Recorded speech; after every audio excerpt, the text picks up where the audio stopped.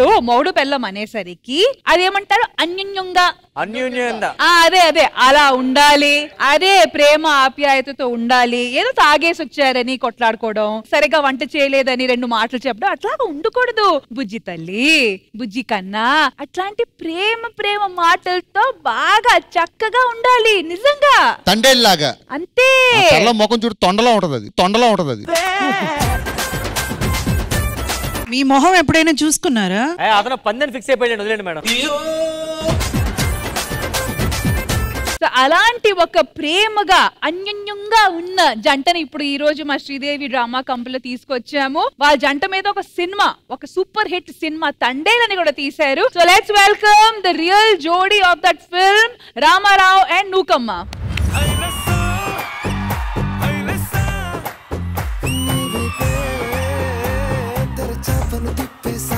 Nookamma and Ramarao గారు, welcome to Sridevi drama company. అసలు మీ లవ్ స్టోరీ మీద, మీ లైఫ్ స్టోరీ మీద ఒక సినిమా తీసేశారు. ఆ సినిమా కూడా చాలా చాలా చాలా బాగా ఆడింది. నాగ చైతన్య, సాయి పల్లవి లాంటి లీడ్ యాక్టర్స్ తో ఒక మంచి సినిమా జనాలకి అందింది. సో దీని గురించి మీ అభిప్రాయం, అట్ ద సేమ్ టైం మీకు ఎలా అనిపిస్తుంది? దొరికేటప్పుడు చాలా బాధ అనిపించింది.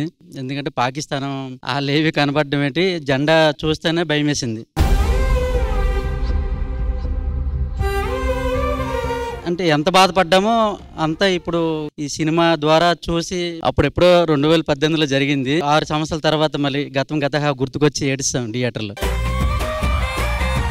మరి ఆ సిచ్యువేషన్ లో ఉన్నప్పుడు హౌ వర్ యూ ఫీలింగ్? నేనైతే చాలా బాధపడ్డాను. ఎందుకంటే అప్పటికే నేను 7 మంత్ గర్భవతిని. దొరికిపోవడం అనగానే మేమైతే షాక్ అయిపోయాం. 22 మంది ఫ్యామిలీస్ కూడా ఉన్నాం. ఉగ్రవాదులకి కానీ చెప్పుకునేవారు కదా, ఇండియా పాకిస్తాన్ బోర్డర్ దగ్గర ఆ పగతో ఏమని చంపేస్తారని చాలా భయపడ్డాను నేను. కానీ భయపడినా ఏదో పక్క చిన్న ధైర్యంతో పోరాటం చేశాను. సినిమాలో చూసాము, నాగ చైతన్య గారు అందులో జైల్లోకి వెళ్తారు అండ్ చాలా ప్రాబ్లమ్స్ కూడా ఫేస్ చేస్తారు. సో అదైతే మనం సినిమాలో చూసాము. రియల్ లైఫ్ లో ఏం జరిగింది? రియల్ గా జరిగింది మాకు. అంటే ఉదయం 9 అయితే మాకు గేట్లు తాళాలు తీసి బయటకు వస్తాం. పాకిస్తాన్ ఖైదీలు భయంకరంగా ఉంటారు అందులో. దాంట్లో చూసి మమ్మల్ని కూడా ఇండియన్ అని ఒక ట్రోల్ లాగా ఎగతాళి చేసేవారు. నిజంగా అక్కడ ఉన్న కానిస్టేబుల్స్ అల్లు అర్జున్ ఫ్యానా? నిజమా అంటే తెలుగు సినిమాలు హిందీలో డబ్బింగ్ అంట. ఆయన ఎప్పుడు హిందీలో చూస్తుంటాడంట. తన ఆటోగ్రాఫ్ అడిగితే ఆటోగ్రాఫ్ మాకే దొరకదు, నీకే ఎలాగని మేము నవ్వుకున్నాం. కానీ పాకిస్తాన్ లో ఫ్యాన్స్ చూడడం చాలా గర్వకారం. మరి 7 months ప్రెగ్నెంట్ ఆ టైంలో మీరు, సో డెఫినెట్ గా different thoughts and maximum negative థాట్సే మైండ్ లో ఆ సిచ్యువేషన్ లో వెళ్తూ ఉంటాయి. అలాంటి ఒక సిచ్యువేషన్ ని మీరు ఎలా ఓవర్కమ్ చేశారు? నేను గర్భవతిని కదా, కంటే డెలివరీ ముందు వరకు కూడా నేను వాళ్ళ గురించి కలడం గానీ, మీటింగ్ వాళ్ళకి వెళ్ళడం గానీ, పొలిటికల్ గా వెళ్ళడం గానీ చేశాను. డెలివరీ అయిన తర్వాత కూడా నేను గల్లీ నుంచి ఢిల్లీ వరకు కూడా వెళ్ళాం. నేనే కాదు, నాతో పాటు 22 మహిళలు కూడా వచ్చారు. ఆగస్ట్ లో వచ్చేస్తారని చెప్పారు. అప్పుడు మాకు హ్యాపీ అనిపించింది. ఆర్టికల్ 370 తర్వాత రారని చెప్పారు. రారని చెప్పిన తర్వాత మేమంతా మళ్ళీ మొదటికి వస్తాం. ఫస్ట్ నుంచి ఆగస్టు 15కి ఎంత పోరాడం అంతా మళ్ళీ ఫస్ట్కి వస్తాం. మళ్ళీ అక్కడి నుంచి మళ్ళీ మొదలు పెట్టాం వాళ్ళ కోసం. అలాగా వాళ్ళ కోసం డిసెంబర్లో వెళ్ళడం జరిగింది ఢిల్లీ. వాళ్ళు జనవరిలో వచ్చారు. చాలా హ్యాపీ అనిపించింది అప్పుడు. అఫ్ కోర్స్ 14 months ఫైట్ జరిగింది మీ హస్బెండ్ ని మళ్ళీ రిటర్న్ తీసుకొని రావడానికి. కానీ ఈ రోజు ఇద్దరు కలిసి ఉన్నారు. సో ఇద్దరు కలిసి మా ఆడియన్స్ కి గానీ, ఇక్కడ ఉన్న కపుల్స్ కి గానీ ఏం చెప్పాలనుకుంటున్నారు?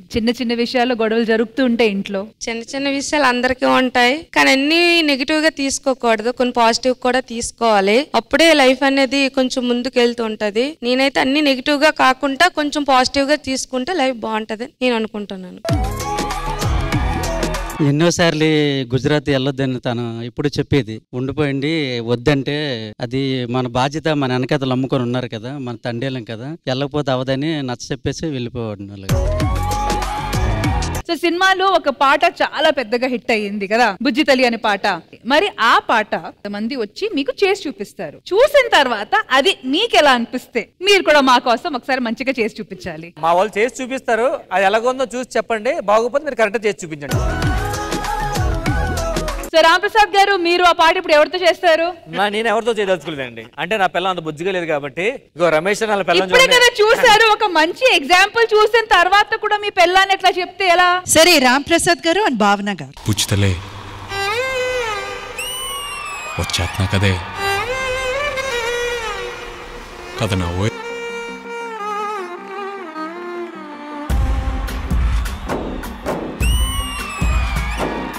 గాలిలో ఊగిసలాడే దీపంలా ఊగిసలాడే నీవు సందకన ప్రాణం నల్లని మబ్బులు చుట్టిన చంద్రుడిలా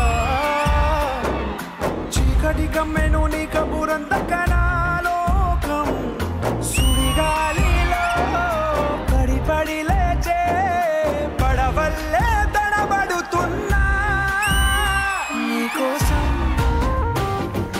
లేచుందే నా ప్రాణం ఓ బుజ్జి తల్లి నా కోసం ఓ మాటైనా మాట్లాడే నా బుజ్జి తల్లి.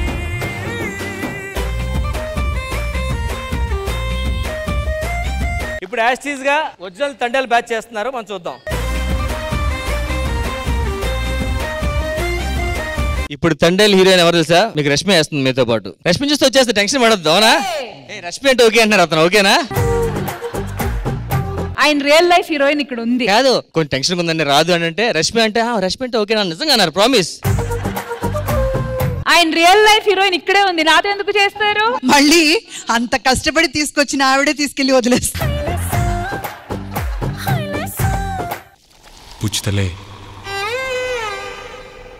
వచ్చేస్తున్నా కదే కథ నవ్వే నవ్వే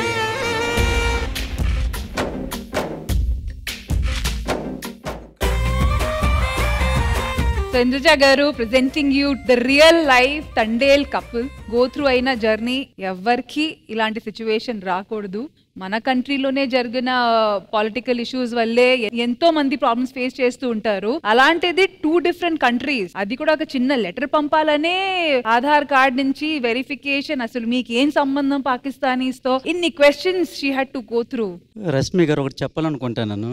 అంటే మా మత్స్యకారులు వచ్చే బాధలు ఎవరికి రావండి. అంటే ఇక్కడ యాడ్ చేయడానికి అవ్వట్లేదు. అంటే సో ఉదాహరణకి పొడవెళ్ళింది అనుకో, బోట్లు అండి సముద్రాలకు, కెరటాలు ఎగిసిపడి బోల్తో పడి దాని కింద ఉండే ప్రాణాలు పోతాను. సో దాని ద్వారా ఏంటంటే మేము గుజరాత్ వెళ్ళిపోతుంటాం. గుజరాత్లో ఏంటంటే ప్రతి 15-20 కిలోమీటర్లకు జట్టీలు ఉంటాయి. జట్టీలు అంటే విశాఖపట్నంలో ఎలాగుంది హార్బర్ అలాంటివి ఉంటాయి. కానీ అక్కడికి వెళ్ళిపోవడం ఏంటంటే, సో ఉదాహరణకి అక్కడ చనిపోయిన బాడీలు కూడా మనకి ఇక్కడ ఆంధ్రప్రదేశ్కి రావు.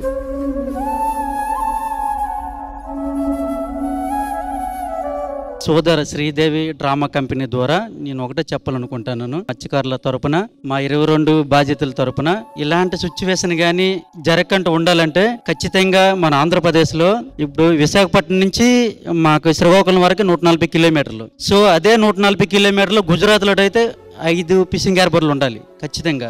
సో ఇలాంటివి లేకే గుజరాత్ వెళ్ళిపోవడం, అక్కడికి అనుకోకుండా పాకిస్తాన్ దొరికిపోవడం, ఇలాంటి సిచ్యువేషన్ జరుగుతాను. అలాంటి జరగకుండా ఉండాలంటే ఖచ్చితంగా ఇక్కడే మన ఆంధ్రప్రదేశ్లో ప్రతి 15 కిలోమీటర్లకి ఓ జట్టీలు అనేది నిర్మించాలి. కొన్నిసార్లు ఒక సినిమా ద్వారా ఇలాంటి ఒక మెసేజ్ వెళ్ళేటప్పుడు చాలా వరకు ప్రాబ్లమ్ సాల్వ్ అయ్యాయి. అండ్ ఖచ్చితంగా ఈరోజు శ్రీదేవి డ్రామా కంపెనీ ద్వారా కూడా మీరు ఇన్ఫర్మేషన్ అక్కడ పెట్టారు కాబట్టి మనస్ఫూర్తిగా మీ ఈ సిచ్యువేషన్, మీ ప్రాబ్లం క్లియర్ అవ్వాలని కోరుకుంటున్నాను. అంటే ఇది నా ఒక్కడు ప్రాబ్లమే కాదు, 110 గ్రామాలు ఉన్న మత్స్యకార గ్రామాలు మా పక్కన అందరి గురించి. Thank you so much Indraja garu, the real life Thandel couple. నా heartfelt wishes Nookamma garu. Because భార్య అంటే మామూలు విషయం కాదండి. ఊరికి 10 మంది ముందు వాళ్ళ మీద జోకులు వేసేయడం, వాళ్ళని కించపరచడం, లేదా నీకేం తెలియదని చెప్పి మూలన కూర్చోపెట్టడం. భర్త ప్రాణాన్ని ఎంత దూరమైనా సరే వెళ్ళి తీసుకురాగలిగిన ఒకే ఒక వ్యక్తి భార్య మాత్రమే. అండ్ మోర్ ఓవర్ మీరు కూడా ఆయన ఏదో ఒక మాట చెప్పితే, ఆయన చెప్పారు కదా ఇది ఏదో కరెక్ట్ గా ఉంటుంది అనేసి దాన్ని ఆచరించడం, మీ మాటల్ని ఆయన కూడా ఆచరించడం, మీరిద్దరూ చాలా మందికి ఇన్స్పిరేషన్ అయ్యారు. So happy to welcome you to Sridevi drama company. But once again thank you so much. Life long ఇలాగే హ్యాపీగా సపోర్టివ్ గా కలిసి ఉండాలి. Thank you so much.